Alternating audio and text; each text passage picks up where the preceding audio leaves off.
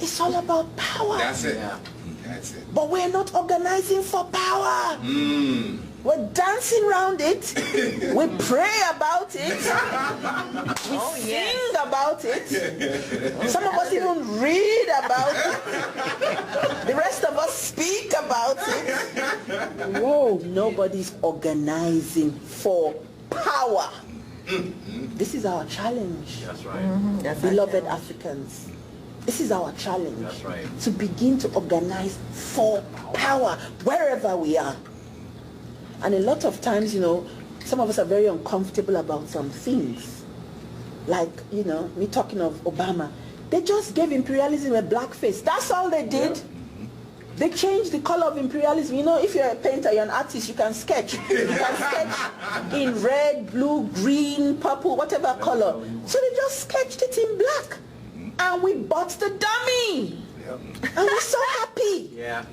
Got a black man in the White House. Woo! That's an excellent, you know, visual. It is.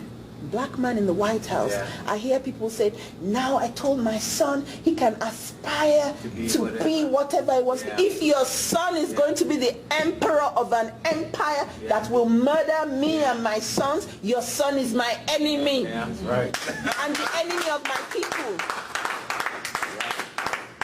If we're not bringing up our sons to be great Africans, to be people who will raise our race, raise us up as a people, elevate us, take us to the next level,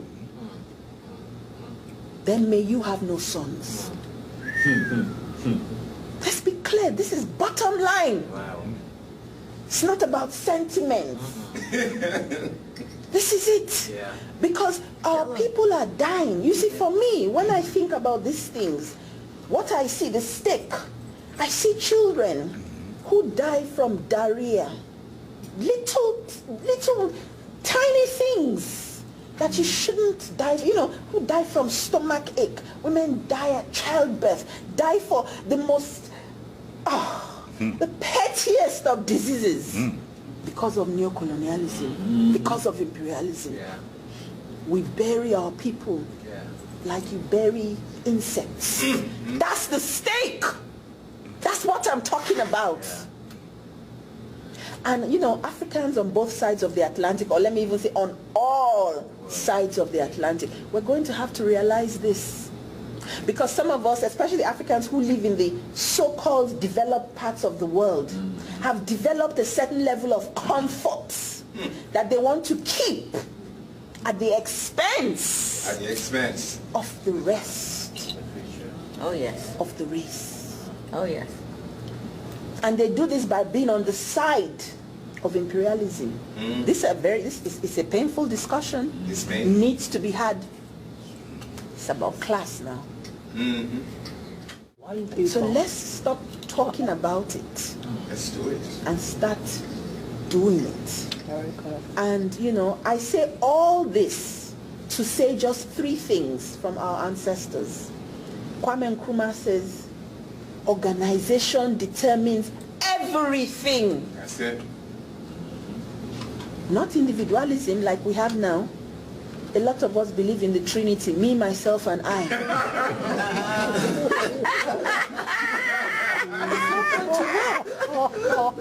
That Trinity does not work. Me, myself, and I, all three of you. It doesn't work. We've got to be part of organizations. We've got to be organized. The other ancestor I want to close with, I said there are three, Nkrumah was the first, was Mbuya Nehanda from Zimbabwe. She was the chief priestess who used to mobilize the people for the Chimurenga. The Chimurenga was their war of liberation. Those were in the days when we used culture and spirituality as a weapon for liberation, not as a crutch, not as Panadol for headache, but as a weapon for liberation. Yes. She would mobilize our people to fight. And that's how they won their first war of liberation. Mbuya Nehanda. You know what the British did to her? They skinned her, you know, like you skin an animal before, you know, skinned her. But before they finished, or even before they started, she said something to them. And you see, when they do that, they did it in openly, Open, yes, with our people all out there. So our people would see, and it would put fear into them that this is what we do to people who stand up. That's right. So she said to the people, and she told the British, this civilized, human rights loving British,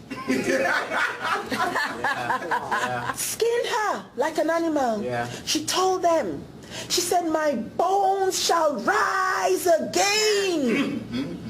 She told them, my bones shall rise again.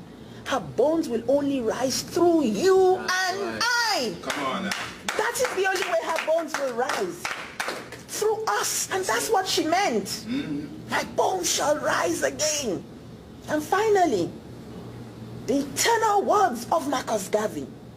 And there are many of our great ancestors who've left us this powerful legacy for us to utilize, not just to talk about. That's it. It says, rise up, you mighty race, for you can accomplish whatever you will. Rise up, you mighty race, for you can accomplish what you will. Thank you so much for your time.